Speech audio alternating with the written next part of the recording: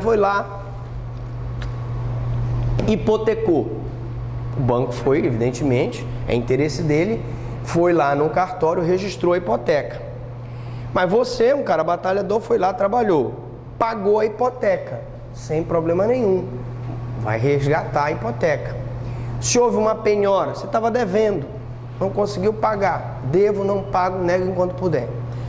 O cara entrou com uma execução, teu imóvel foi penhorado, mas você conseguiu pagar a penhora, né?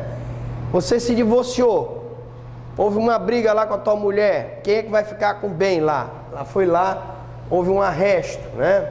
Um sequestro, aí um litígio sobre bens, sobre a separação do casal seria o sequestro, mas você conseguiu resolver com ela. Então, essa averbação aqui, ela vai registrar tudo isso, ela vai registrar o cancelamento da hipoteca, cancelamento de penhora, arresto, ou seja, ela é um verdadeiro diagnóstico do imóvel, tá? Então, uma descreve, que é a matrícula, o registro dá ao proprietário e a averbação dá o diagnóstico completo, quem foi o proprietário, quem foi, cadeia dominial, se aquele imóvel cresceu, se diminuiu, se aumentou, se foi cancelado a hipoteca, se a penhora persiste ou não, etc. Tá? Da aquisição e perda da propriedade móvel. Atenção, nós estamos falando da aquisição e perda da propriedade imóvel. Agora, para terminar a nossa aula, vamos falar da aquisição e perda da propriedade móvel. A aquisição da propriedade móvel representa a incorporação dos direitos de dono em um titular. A aquisição da propriedade móvel representa a incorporação dos direitos de dono em um titular. Então, quando você compra um carro e que o proprietário anterior preenche aquele DUT, você então vai lá no Detran, regulariza o carro e o carro passa a ser teu. Aqui eu tenho uma aquisição de uma propriedade móvel representada pela incorporação dos direitos de dono em um titular. Você, como titular daquele veículo, é dono daquele veículo. A perda da propriedade imobiliária se dá nos termos do artigo 1275, 1276, né? Pelo confisco e pelo implemento da condição resolutiva. Tá?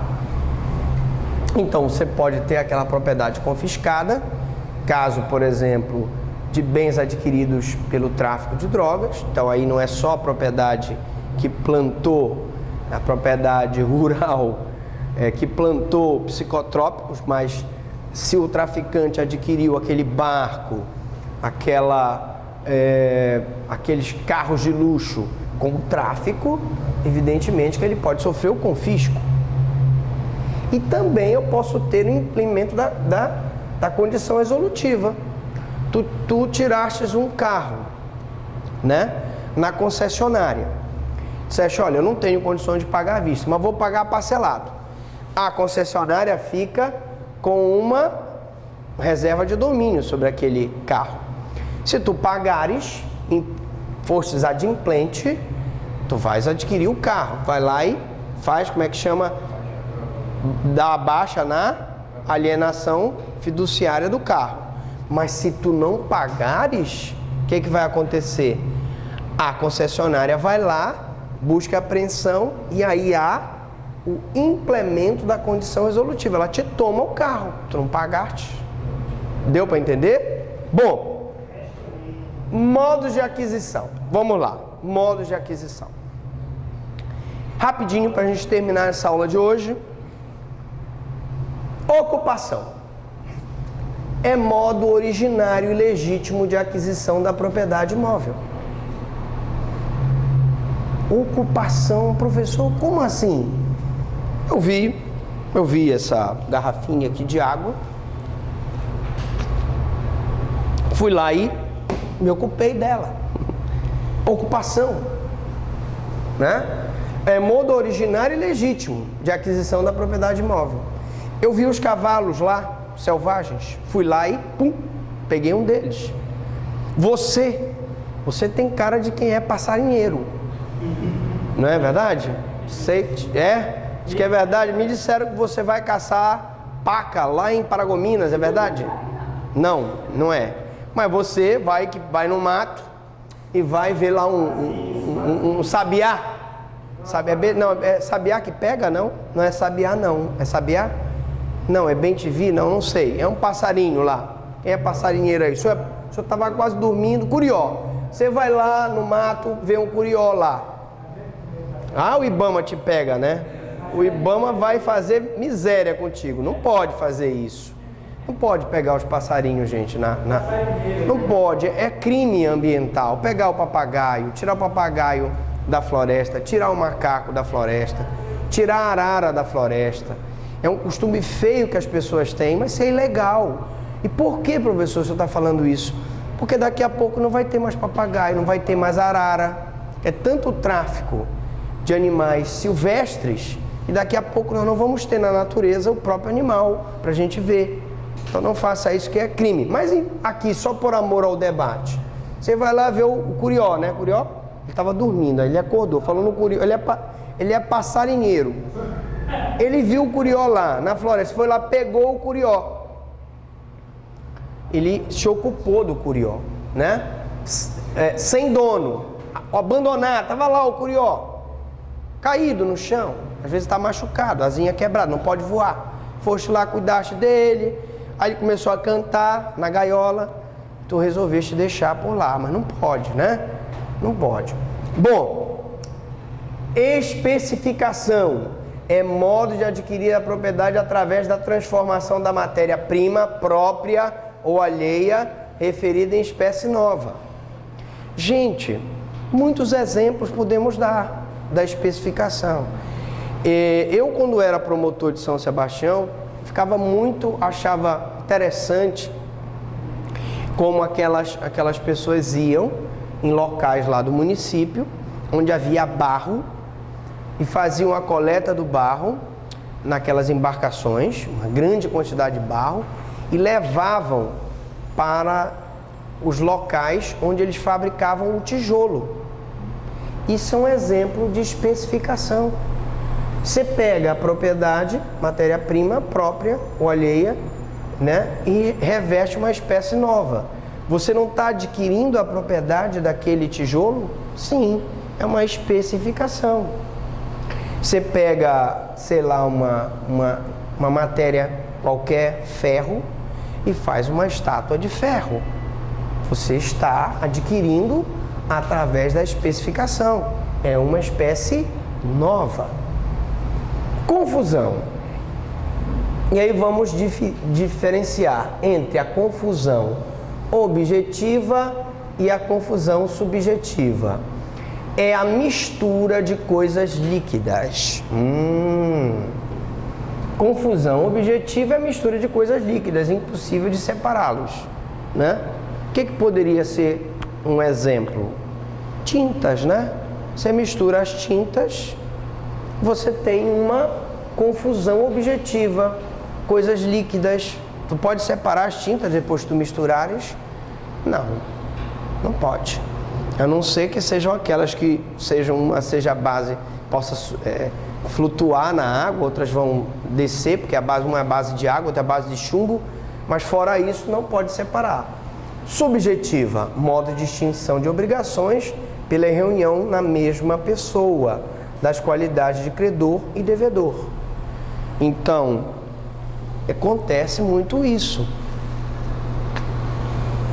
Uma pessoa te aciona para te cobrar uma dívida, mas ela também te deve. Então, tu estás na qualidade de credor e devedor. Se o que tu deveres a ela foi igual ao que ela dever para ti, há o que nós chamamos de confusão subjetiva. Se tu deves 5 mil e ela te deve 5 mil, tá quite. Não há condições de... Há uma confusão, porque eles estão na mesma pessoa, qualidade de credor e devedor.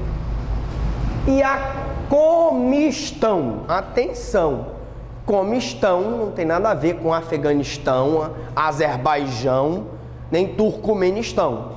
É a comistão.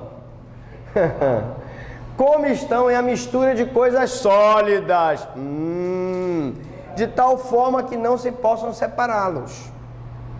Dê um exemplo aí. O cimento, né? A areia, o barro, o seixo que é misturado no cimento, todas são coisas sólidas. Uma vez misturados e concretados, meu amigo, não dá para separar. Não é verdade? Então aí nós temos a combustão. Lembrando que a confusão objetiva é a mistura de líquidos, coisas líquidas. A subjetiva é a reunião na mesma pessoa da qualidade credor e devedor. E a combustão é a mistura de coisas sólidas. A disjunção. Outro detalhe importante. A disjunção é a justaposição de uma coisa a outra, de modo que não mais se torne possível destacar a acessória do principal. Ah, professor. Bom, posso dar um exemplo. Vocês já foram à Capela Sistina no Vaticano? Não, quem já foi? A senhora já foi? Tem cara de quem já foi, não foi? O senhor já foi? Não? O senhor gosta mesmo de caçar as pacas lá em Paragominas, né? Beleza. Tem umas pacas bonitas, né? Umas pacas gordas e tal por lá. Bom. Mas, olha só, falando em paca, quando a capela foi pintada, né, por Michelangelo, né? Você sabe que o Michelangelo, quando pintou a capela, ele ficou cego e depois morreu intoxicado, né? Por quê? Primeiro que quando ele pintou, na hora que ele estava pintando, caía aquela tinta, às vezes caía no olho dele, e aquela tinta não tinha o tratamento que hoje as tintas têm, e aquilo era danoso ao olho dele. Segundo, o cheiro da tinta era muito forte, então ele não resistiu aos efeitos dessa pintura, mas foi um excelente artista. Só que ele cometeu um pecado segundo a visão dos papas da época. Ele pintou todos aqueles anjos com os pintos de fora. Os pintos e as pacas de fora. E o Papa não gostou daquilo e mandou então que um outro artista, isso é verdade. Você sabe dessa história, né? Porque falam assim, poxa, o professor Franklin conta umas histórias aqui, mas é verdadeira, viu? Não é mentira. Quando eu estive lá foi o guia que me falou, então o guia estava mentindo. Mas então o que eu estava dizendo, então o Papa disse, não, vai lá e pinta e cobre os pintos e cobre as pacas. E aí pintaram, colocaram umas flores. Não foi flor, umas folhinhas, né? Botaram umas folhas verdes lá. Bom, aí eu tive, gente, uma justa posição de uma coisa a outra, de modo que não mais se torne possível destacar a acessória do principal. Como é que tu vai lá e vai tirar a pintura de cima? Não dá. Você tem uma estátua, você acrescenta um braço nessa estátua que não tinha braço. Se for uma estátua de ferro e você chumbar o braço, você não tem como mais fazer aquilo, né? Você tem um carro e você... Não tem aqueles caras que gostam de incrementar o carro? O cara faz um rabo de peixe no carro, né? Você está fazendo uma adjunção. Ah, mas eu comprei o rabo de peixe. O rabo de peixe está acrescentado ao teu carro, é uma justa posição. Tu não pode destacar. Então aí eu tenho um exemplo de adjunção. Na próxima aula, vamos ver direitos reais, parte 11. Pergunto, alguma dúvida, alguma pergunta? Fale agora ou se calem para sempre.